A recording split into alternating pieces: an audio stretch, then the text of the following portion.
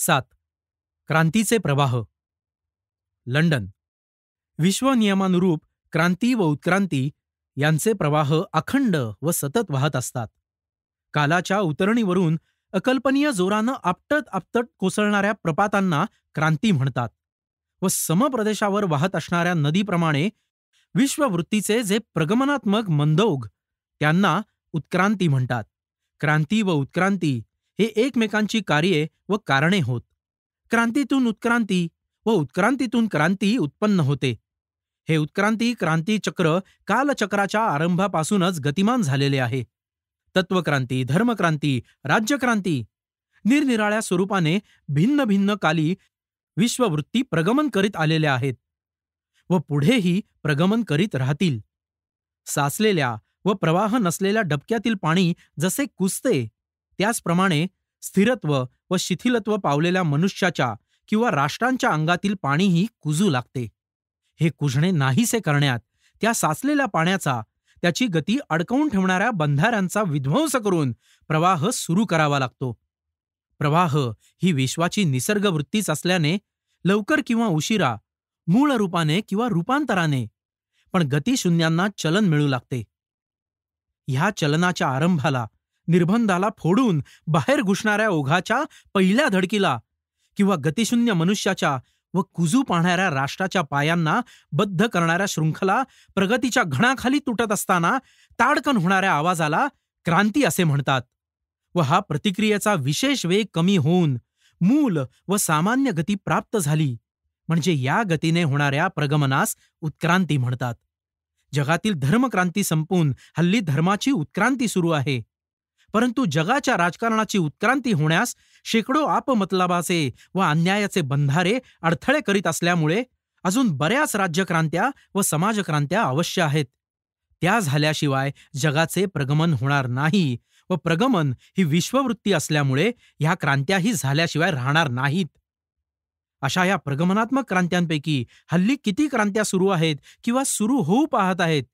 किती साचलेली डबकी भूकंपाच्या उसळीने आपले बंधारे फोडण्यासाठी धडकी मारित आहेत किंवा मारण्याच्या तयारीत आहेत व किती राष्ट्रे आपल्या गुलामगिरीच्या साखळदंडांवर घाव घालीत किंवा घाव घालण्याच्या संधी व साधने जुळवीत आहेत, याचा आढावा काढणे अत्यंत महत्वाचे आहे. या महत्वाच्या विषयावर मिस्टर हिंडमन या सोशलिस्ट महनीय विद्वानांचे क्रांतीचे प्रवाह, द रॅपिड्स ऑफ रिव्होल्युशन्स या नामभिधानाखाली एक अत्यंत महत्वाचे जे भाषण झाले ते आपल्या वाचकांसाठी देत आहे. त्यात हिंदी लोकांना शिकण्याचे धैर्य असल्यास पुष्कळ शिकता येईल. प्रथमतः मिस्टर हिंडमन यांनी इंग्लंडमधील हल्लीच्या निरनिराळ्या राजकीय पक्षांचे व त्यांच्यातील असलेल्या विरोधांचे विवरण केले. त्यात हिंदुस्थानातील लोकांना रुचण्यासारखे जरी नसले, कारण गुलामांना स्वतंत्र विचार सहसा रुचत नाहीत, तरी शिकण्यासारखे हे होते की मिस्टर हिंडमन यांचे मताने लिबरल व कॉन्झर्वेटिव्ह या दोन पक्षात नावाचे तेवढे भिन्नत्व आहे. बाकी हे दोघेही अनुदार मताचेच आहेत. एक पक्ष जरा भडभड्या स्वभावाचा आहे म्हणून मनातील दुष्ट हेतू तो उघड बोलून दाखवतो. दुसरा पक्ष थोडा कावेबाज असल्यामुळे दुष्ट हेतूंना गोड भाषेत छपवून ठेवतो. पहिला नुसता दुष्ट आहे, परंतु दुसरा लिबरल पक्ष हा दुष्ट व विश्वासघातकी आहे. या विश्वासघातकी लोकांचे हाती इंग्लंडचे राज्यसूत्र येऊन आज 1 वर्ष होत आले आहे. या 1 वर्षात त्यांनी कोणते उदार कृत्य केले आहे? जी कृत्ये केली आहेत ती कॉन्झर्वेटिव्हांच्या कृत्यांहून कोणत्याही रीतीने भिन्न नाहीत. त्यांनी इजिप्तसाठी काय केले आहे? हिंदुस्थानसाठी काय केले आहे? अन्यायाने व अधमपणाने कोट्यावधी रुपये लुटून आणले जातात. त्यातील एक दमडी तरी त्यांनी कमी केली आहे काय? मग या पक्षाने फरक तो काय झाला? मिस्टर हिंडमन येथे जरा चुकले असे मला वाटते. लिबरल पक्ष आल्यापासून अगदीच फरक झाला नाही हे खोटे आहे. उदाहरणार्थ मोर्ले घ्या.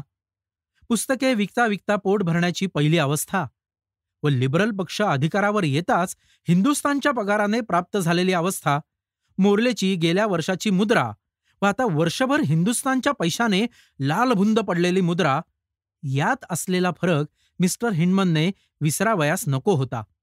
मिस्टर बाल्फर म्हणतात त्याप्रमाणे लिबरल व कॉन्झर्वेटिव्ह हे एकमेकांच्या सोंगाची बतावणी करण्यापुरते तेवढे मात्र भिन्न आहेत. बाकी अधमपणात दोघेही भागीदार आहेत. परंतु इंग्लंडमध्ये ही दोन्ही डबकी साचून कुजत चालली आहेत. हे जरी खरे आहे तरी क्रांतीचा प्रवाह सुरू झाला असल्याची चिन्हे स्पष्ट दिसत आहेत. लोकपक्ष बळावत चालला आहे.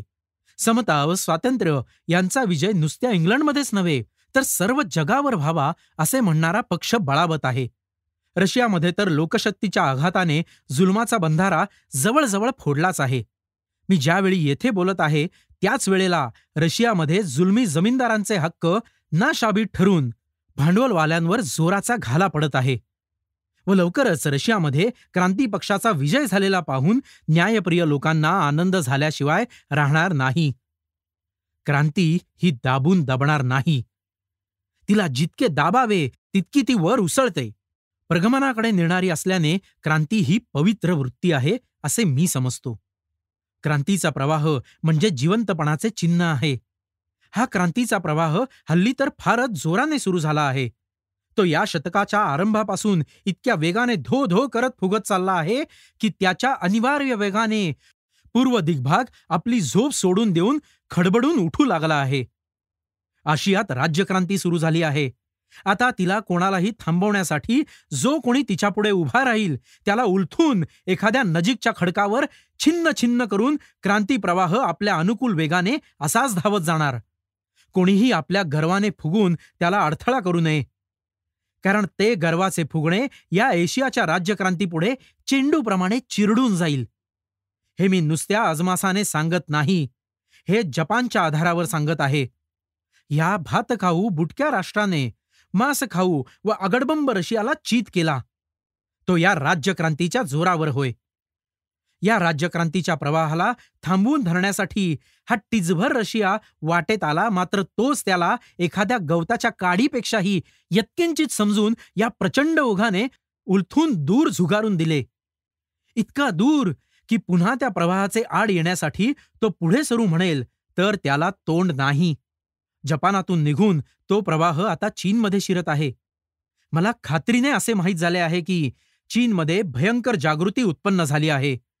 चीनमध्ये शिक्षण, राजकारण, सामर्थ्य व स्वदेशाभिमान यांचा प्रसार अत्यंत त्वरेने होत आहे व चीनच्या जागृतीचा परिणाम सर्व जगावर झाल्याशिवाय राहणार नाही.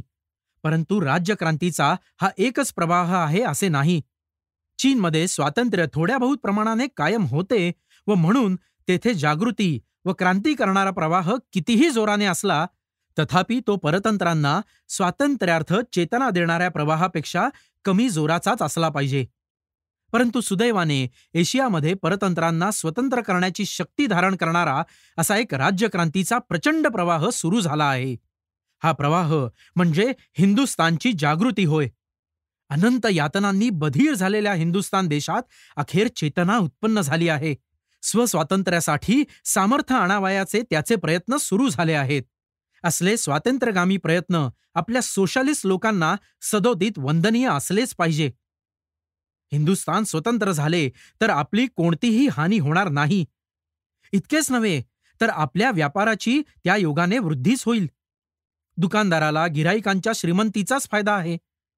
आपण हिंदुस्थानच्या या स्वातंत्र्याच्या प्रयत्नांना सहाय्य केलेच पाहिजे, कारण भूतदया हा मनुष्य तत्वाचा विशेष धर्म आहे. हिंदुस्थानची राष्ट्रीय सभा आता डिसेंबरमध्ये भरणार आहे. तिच्या प्रयत्नांना सहानुभूती असलीच पाहिजे. इतकेच नव्हे तर या प्रचंड सभेला आम्ही अशी विनंती करतो की हिंदुस्थानचे लोक स्वातंत्र्य संपादनासाठी राज्यक्रांती करण्यास उठताच त्यांना शक्य ती मदत व पूर्ण सहानुभूती देऊ अशी इच्छा आपण मजबरोबर प्रदर्शित करावी. व मी अशी आशा धरतो की तुम्ही दिलेले वचन कधीही विसरणार नाही. एशियाचे भाग्य एशियाच्या प्रयत्नाने व एशियानेच उदयास आणावे ही अभूतपूर्व गोष्ट घडवून आणण्यासाठीच क्रांतीचे प्रवाह एशियामध्ये कसे सुरू झाले आहेत हे मी आपणास सांगितले.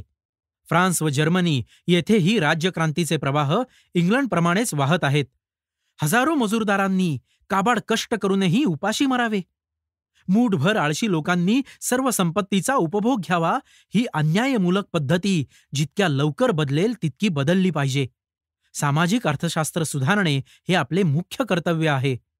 अमेरिकेतही उपाशी मरणारे लोक इंग्लंडप्रमाणे लक्षावधी आहेत.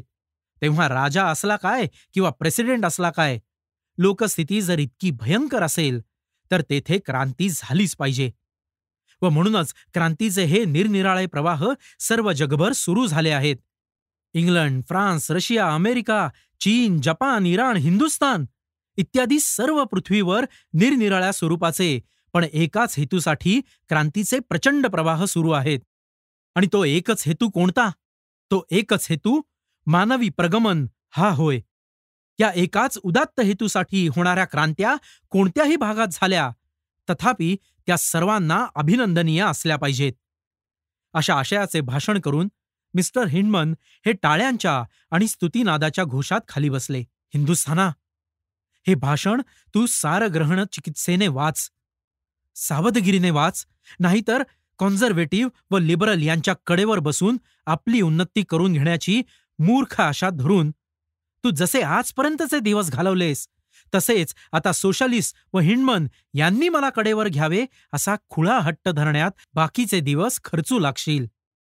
लोकांच्या ते कितीही गोड बोलले व सज्जनतायुक्त असले तरी त्यांच्या कडेवर बसून तुला चालता येण्याचे शिक्षण संपादन करता येणार नाही. हिंडमन असे बोलले म्हणून हुरळून जाऊ नकोस. हिंडमनच काय, पण तू कर्तबगारी करून दाखवलीस तर सर्व जग असे बोलेल. हे तुझ्या कर्तबगारीवर अवलंबून आहे. हिंडमन किंवा कोणीही महात्मा जर खरी सहानुभूती दाखवित असेल तर ती साभार स्वीकार, सहानुभूती स्वीकार, पण मागू नकोस. सन्माननीय आमंत्रण आल्यास जेवावयास जा, परंतु आगंतुकी मात्र करू नकोस. स्वतः कर्तबगारी करून अन्न संपादन कर. परमेश्वराने तुला भारतभूसारखी शेती दिली आहे. त्या विस्तीर्ण शेतीला गंगा, यमुना, गोदावरी, कावेरी, सिंधू व ब्रह्मपुत्रा हे अखंड कालवे देवाने तयार करून ठेवले आहेत. या दिव्य शेतीत या अखंड कालव्यांच्या पाण्याने तुझ्या पूर्वजांनी धान्यच नव्हे तर प्रत्यक्ष सोने पिकवले आहे. परंतु देवाने या शेतीच्या करारात एक शर्त घातली आहे, ती ही की ही शेती तूच नांगरली पाहिजेस. तूच ही शेती करशील तर हीच सोने पिकेल.